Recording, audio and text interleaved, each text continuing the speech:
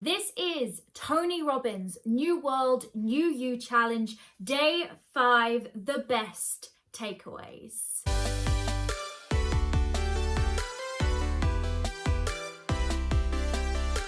Hey, my name is Emily Jones-Smith and I am a Limitless life coach. This video is the one for you if you missed Tony Robbins' New World, New You Challenge, Day 5, or you just want to catch up on some of the best bits or compare notes. So yeah, let's get to it.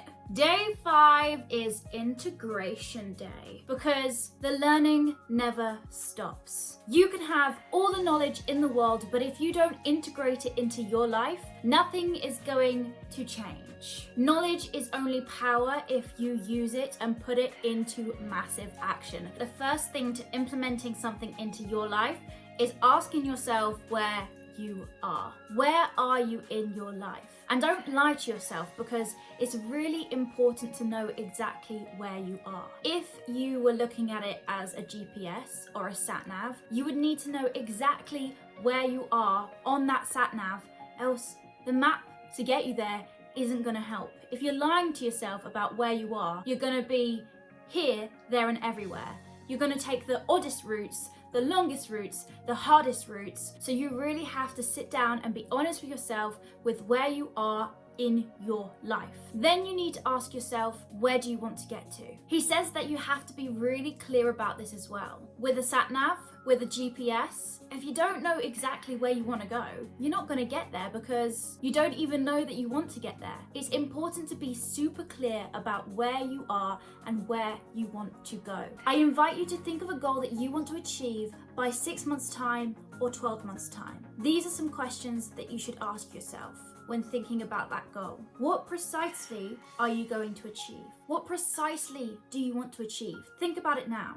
Why would it excite you? Why would that goal excite you? What's exciting about it? What would it mean to you? Why are you going to achieve it? How would it change the quality of your life if you did achieve it? These are questions that you can ask yourself to get really specific about where you want to go and why. He then went on to speak about beliefs, because beliefs are something that really hold a lot of us back, especially when we're wanting to achieve big and massive things. He asked us to list down every single thing that came to mind that could be limiting us or we thought was limiting us. Then he asked us to change those beliefs into something that would actually serve us. Tony said this really interesting phrase: all suffering is not in the fact, it's the perception of the fact. So all suffering that you're feeling, it's not the thing that is happening to you, it's how you perceive it. Because the same thing could be happening to many people on this planet, but it's the way that you perceive it that hurts you. So we need to find a way to flip these beliefs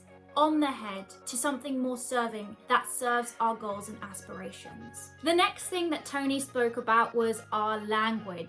It's really important to watch our language because the way we use our language shapes our experience. Tony shared with us this really interesting story about how he was screwed over by a company who he was just building a great relationship with, and he had 2 other partners with him. And Tony himself was really pissed off. He was really angry about the situation. One of his partners was enraged. He was furious. He was livid. And the other partner was peeved. He was a bit pissed off. Tony asked his peeved and pissed off friend, how could you just be peeved and pissed off? Look what they've done. And then to his other friend, he was like, whoa, calm down. And this person was like, I'm livid. I'm so enraged. See, the same thing had happened to all 3 of them, but the way they used their words, the way they used their language was shaping their experience. If you can change your language towards something, so instead of being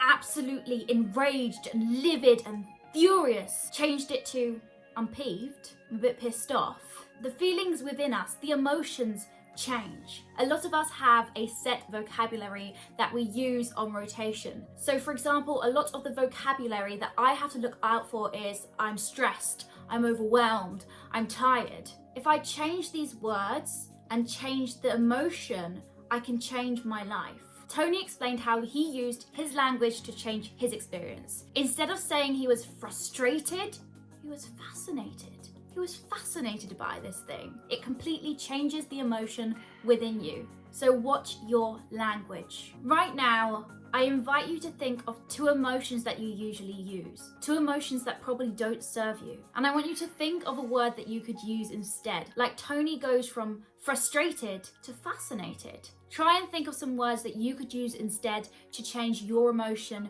to situations. Because as I said, a lot of us use the same vocabulary for a lot of things, when actually, we don't need to feel that emotion. We don't need to use that language and prompt that emotion. My next favorite takeaway from day 5 is when Tony explained about giving more than you expect to get. The secret of living is giving. When you start giving your time, your money and energy, it takes the focus off of you. You're focusing on someone else, and that's when abundance comes. That's when the feeling of abundance comes. When you're so focused on you and your problems and your lack of money and time and energy, that's scarcity. The secret to living is giving. For the final part of the training, Tony Robbins brought his friend and business partner, Dean Graziosi, onto the call. Dean spent the next 20 minutes or so talking about closing the gap between where you are and where you want to be. Dean spoke about 4 steps to closing the gap. The first couple of steps were similar to what I've already said in the video, so I'm going to quickly go through them. The first step was knowing where you are, being honest with yourself. The second step is knowing where you want to go. The thing with knowing where we want to go, a lot of us know where we don't want to go. If you ask someone what they don't want, they can list and list and list and list stuff. But if you stop them and ask them, well, what do you want? A lot of people don't actually know. Sit down with yourself and find out what you actually want. The third thing Dean spoke about was the positive point. He spoke about a story how his friends used to go rafting, and on a specific day, the weather was quite bad. It was really windy, it was rainy, and his friends were quite, apprehensive to go on the rafts. The instructor said to his friends, "No, it's cool, let's do this." However, there was a mistake I used to make when I was a younger instructor. Whenever we would go on the raft, I used to point out to all the things that you shouldn't hit. I used to point out things like, don't hit that tree or don't hit that rock. But the thing is, whenever I said that, don't hit that tree or don't hit that rock, people always used to go into it. Now the instructor, instead of pointing to the wrong things, he points to where to go. Just go over there. And they've never hit a rock or tree since. This is because when he was pointing to the wrong things of where not to go, everyone's focus was on that thing. And that's what happens with us and our goals. Sometimes we can get focused on where we don't want to go, and we end up going there because our focus is so there. As Tony says, where focus goes, energy flows. So instead of in your life pointing out where not to go, start using a positive point and point out where you do want to go. The next thing that Dean spoke about was including your heart. When we have a goal, a lot of the time we're in our head. We kind of know why we want to achieve it, but it's something we've told ourselves over and over again, and it's not in our heart. A way you can get something into your heart is by using the 7 levels of why. The 7 levels of why is when you ask yourself about a goal. Say you have a goal, for example, I want to write my book. I would say, why am I writing this book? Well, I want to write this book because I want to finish it. Then you ask yourself again, why? Why do you want to finish it? I want to finish this book because I want people to read it. Ask yourself why again. Why do you want people to read it? Well, I want people to read it because books changed my life and I hope that it can change someone else's. Then you ask yourself why again. Why do I hope that it changes someone's life? Because I know for a fact if I didn't find books, I know for certain I probably wouldn't be here. I probably would have taken my life. Wow, getting deep. Why is that important to you? And you get what I mean. You just keep on asking yourself why. And the more whys you get, the more you get into your heart and out of your head. You can tell I probably need to do that exercise. The fourth and final step that Dean spoke about was closing that gap.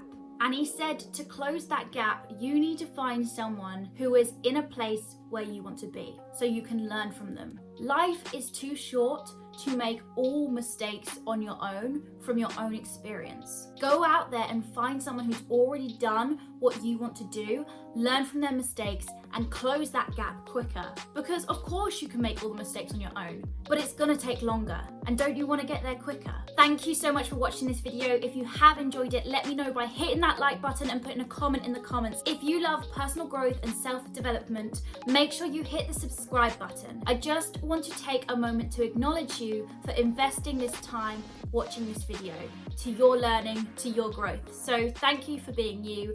Thank you for investing in yourself, and I will hopefully see you very, very soon. Goodbye.